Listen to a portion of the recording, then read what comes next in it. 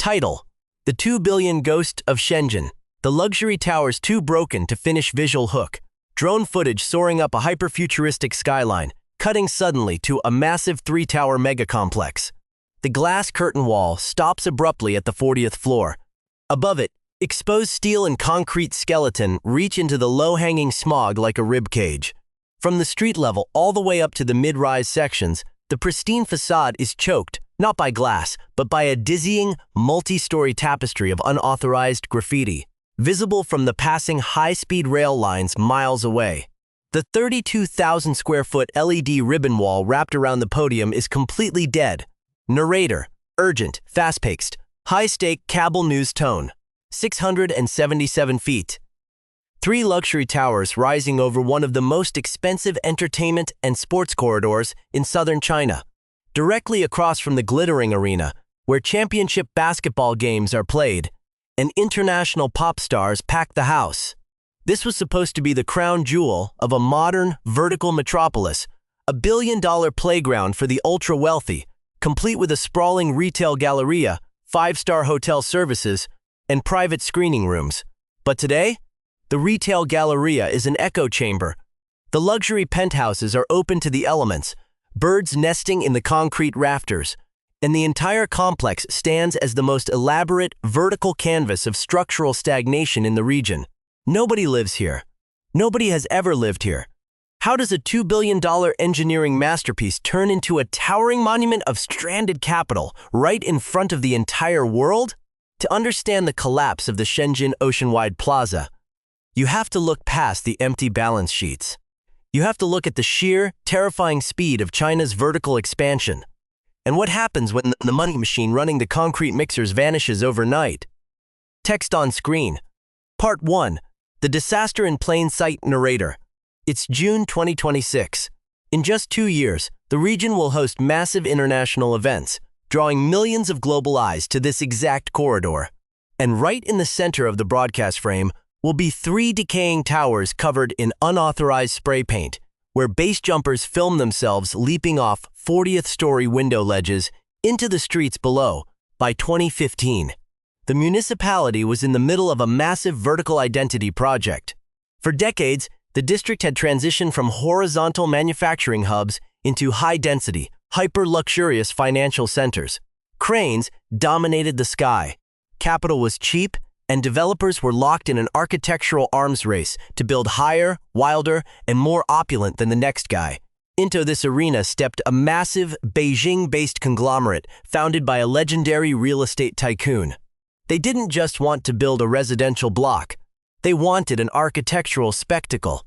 They acquired a mass 4.6-acre footprint, hired world-class master planning architects, and drew up a blueprint of pure maximum ambition: 504 high-end condominiums, a 184-room 5-star luxury hotel, and a 166,000-square-foot open-air retail podium wrapped in a state-of-the-art LED ribbon wall.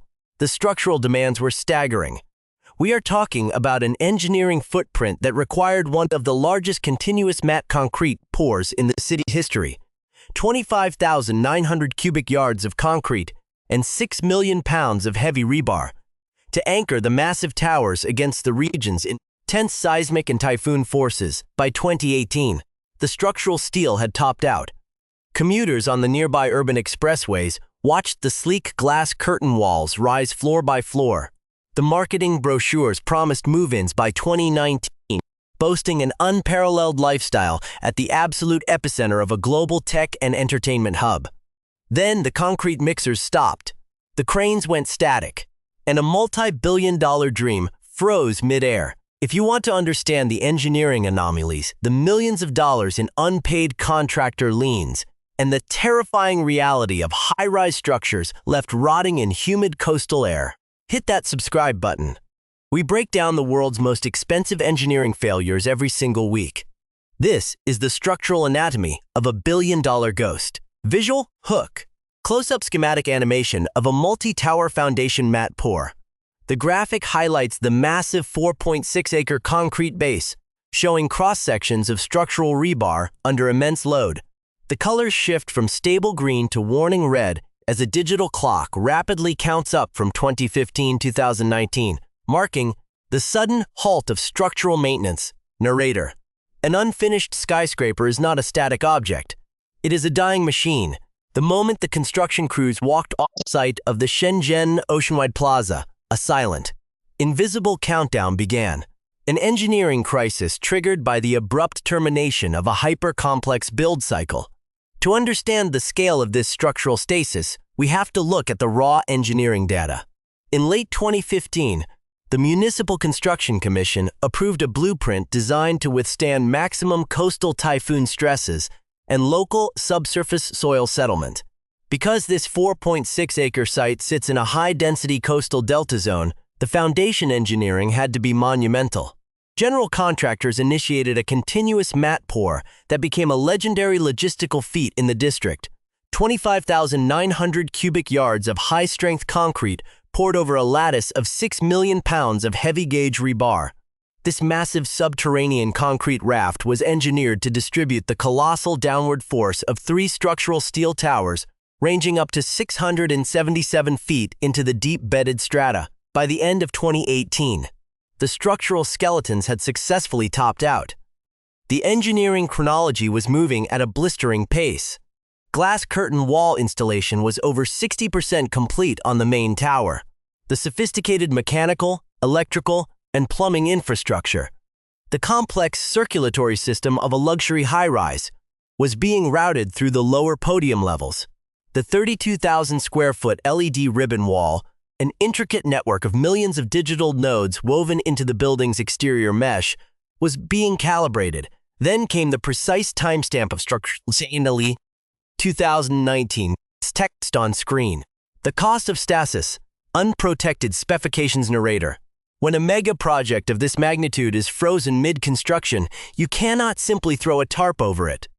A building designed to be fully enclosed and climate-controlled is highly vulnerable when its upper floors are left completely open to the elements.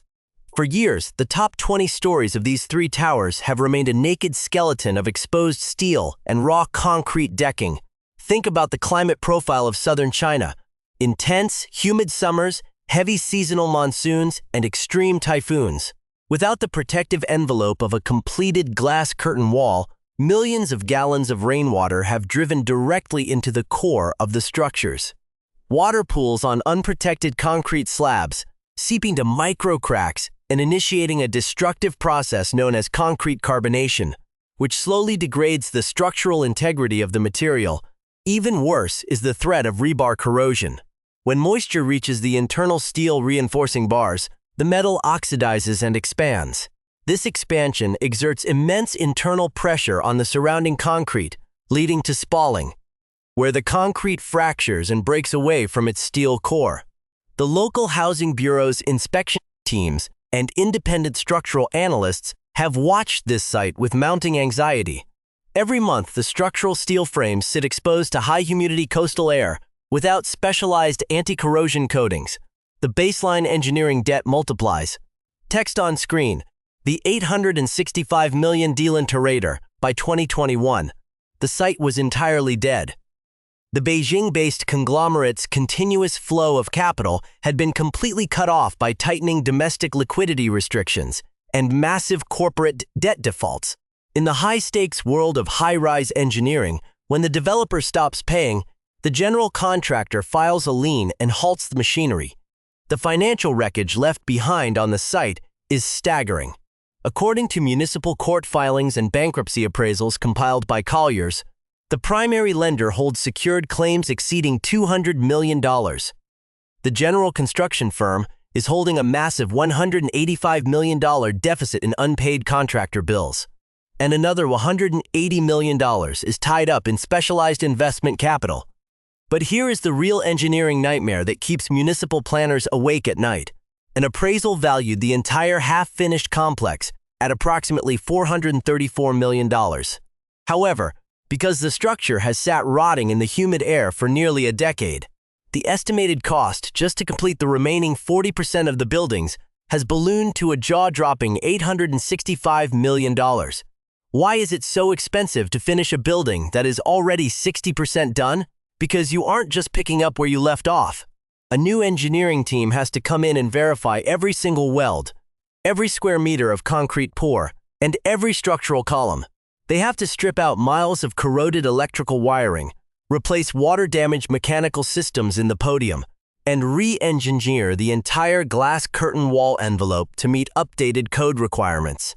The total investment needed to bring this ghost complex to market is now approaching $2 billion, double the original budget. It is a financial and structural hole so deep that when the municipal asset auction was held, not a single bidder stepped forward to claim it. Visual hook. A map of China zooms in on major metropolitan hubs, Tianjin, Wuhan, Chongqing, and Shanghai.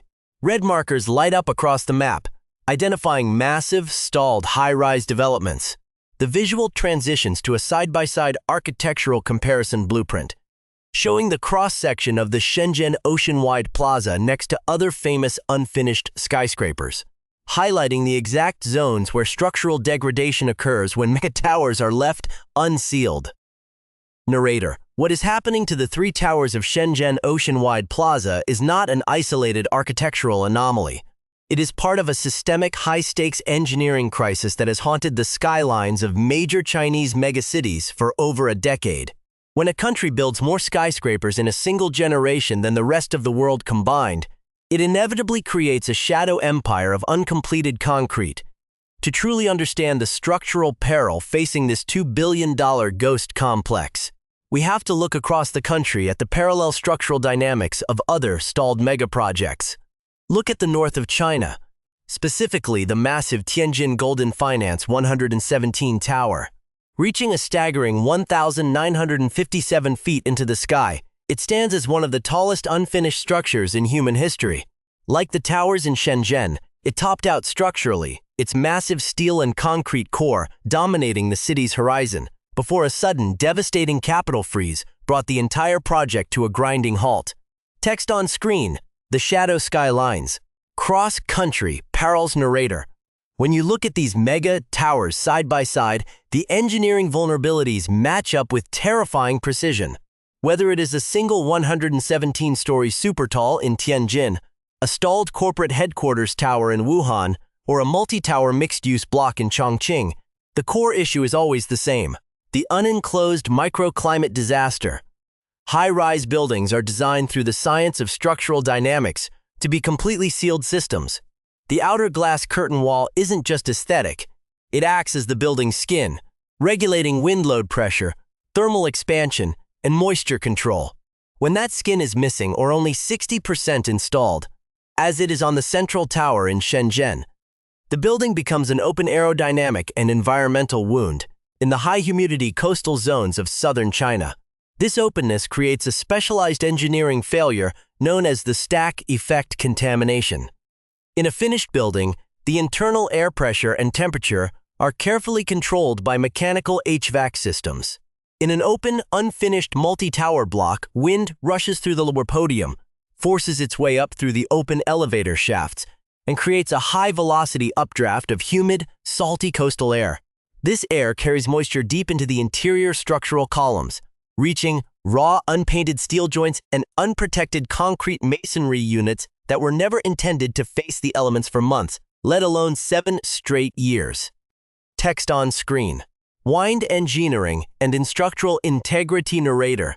The municipal construction commissions across China's Tier 1 cities have strict structural safety standards regarding wind resistance, particularly because coastal hubs like Shenzhen, Guangzhou, and Shanghai are subjected to intense seasonal typhoons.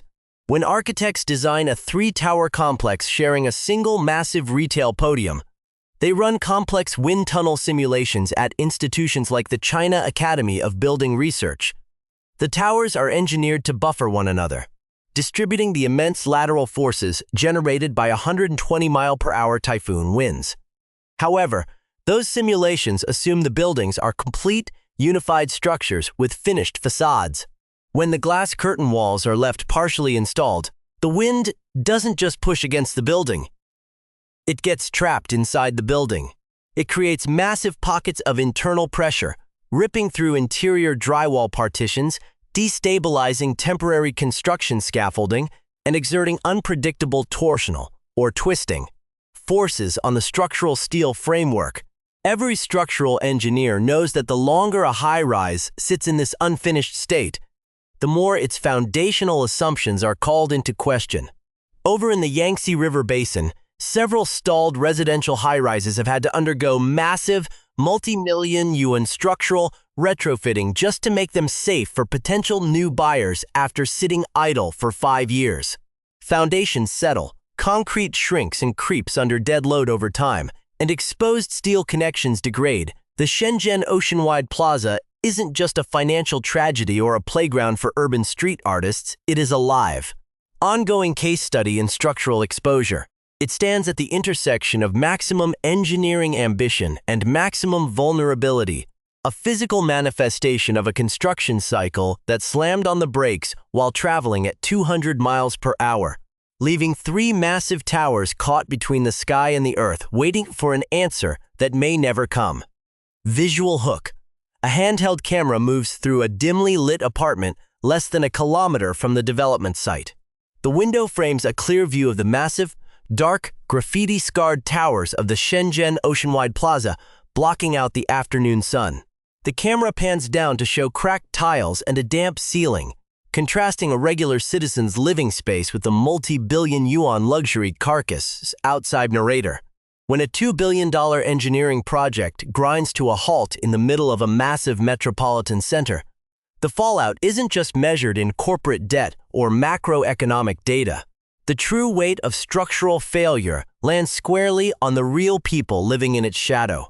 Behind every stalled crane and every empty, rain-slicked concrete floor are human stories of financial ruin, displacement, and the jarring reality of a city center split completely in two. Meet Mr. Lee, a 42-year-old software engineer who lives in a modest residential block just south of the district's entertainment corridor. In 2016, as the foundation crews were executing the massive 25,900 cubic yard concrete mat pour across the street, Lee believed he was witnessing the dawn of a new era for his neighborhood. He spent his life savings and took out a massive loan to purchase a mid-tier residential unit nearby, expecting the surrounding property values to stabilize his family's future. Instead, for nearly a decade, Lee has opened his curtains every single morning to look at an abandoned construction zone. The promised high-end supermarkets, the open-air paseos, and the vibrant restaurants of the 166,000 square foot retail galleria never arrived. Instead of a thriving, high-tech urban oasis, his family lives next to a massive dark perimeter wall. The local air is choked with dust from unsecured upper levels during high winds, and the sound of flapping construction tarps replaces the energy of a completed district. Text on screen: the evacuation zone. Sisikit and surveillance, narrator. But the true crisis exploded in February 2024, when the site transformed from a silent, concrete ghost into an active public safety hazard. For years, the Municipal Construction Commission and local authorities relied on standard perimeter fencing to secure the 4.6-acre footprint. But to a highly motivated subculture of urban explorers, extreme sports enthusiasts, and graffiti crews from all across the province, the unsecured 3-tower complex was an irresistible target. Over the course of a single week, dozens of individuals breached the perimeter security in the dead of night. They bypassed the ground-level barriers, slipped into the unlit concrete stairwells, and climbed into the skeletal structure. Carrying hundreds of cans of aerosol paint, they transformed the exterior concrete columns and partially installed glass panels of at least 25 floors into a vertical gallery of massive vivid tags. The images flooded social media, turning the Shenzhen ocean-wide plaza into an overnight global sensation. Local residents woke up to see their skyline radically altered. But for municipal authorities and fire rescue teams, it was an engineering and security nightmare. Text on screen: the nightmare at 600 feet, narrator. Think about the sheer physical danger of an unsecured, half-completed high-rise. There are no operational elevators. There are no guardrails on the upper residential levels. The internal elevator shafts are open drops extending hundreds of feet into subterranean darkness. Temporary wooden construction decking, installed back in 2018, has spent years rotting under open monsoon rains. Just 2 months after the mass graffiti incident, the situation escalated from vandalism to extreme danger. Base jumpers, individuals who skydive from fixed structural objects, scaled the perimeter walls, climbed all the way to the unsealed 40th-story concrete ledge, and recorded themselves leaping into the midnight air, deploying parachutes just seconds before drifting down into the busy municipal avenues below.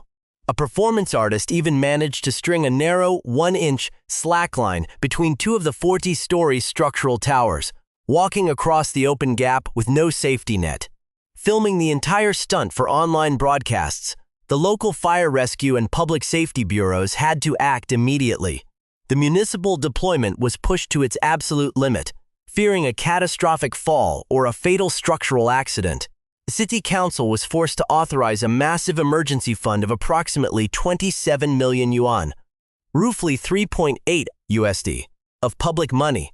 This massive public expenditure wasn't used to build something new or to help the neighborhood. It was consumed entirely by damage control. The city had to pay for a massive heavy-duty security fence around the entire city block.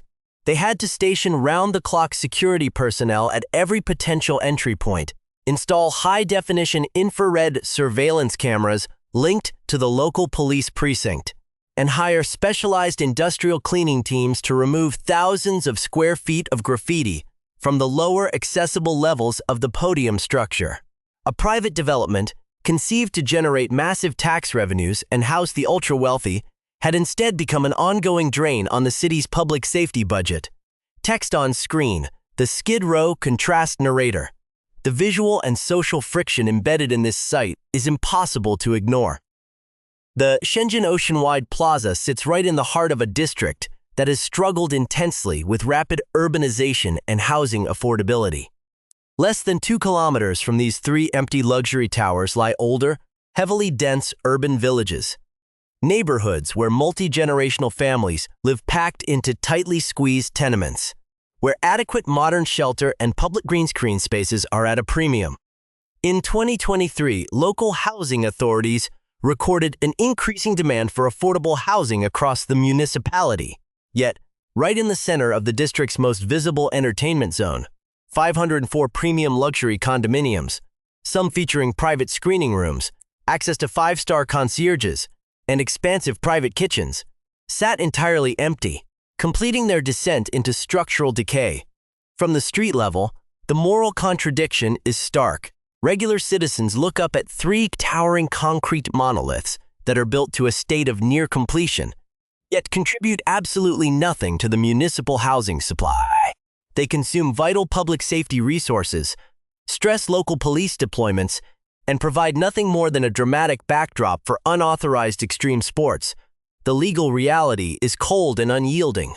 The Municipal Housing Bureau cannot simply march onto the site, seize the interior of a failed private development, and convert it into public housing or community centers. The hyper-complex legal architecture of bankruptcy courts, international creditor claims, and outstanding general contractor liens does not bend to the immediate social needs of the population, no matter how logical that solution might look to someone standing on the sidewalk below. The site stands as a profound physical manifestation of an urban mismatch. 3 massive towers commissioned to cater to an elite class of buyers that vanished when the capital flow stopped, now completely abandoned, failing for nearly a decade to occupy the same reality as the vibrant, working city that surrounds them. Visual hook. A sweeping aerial drone shot moves across the skyline as the evening sun sets, casting long shadows across the district. The 3 towers of the Shenzhen Oceanwide Plaza stand completely dark, a stark black void against the brilliant neon lights of the neighboring financial skyscrapers and the nearby sports arena. The camera zooms in on the exposed structural joints of the top floors, where temporary netting flaps violently in the wind. Narrator.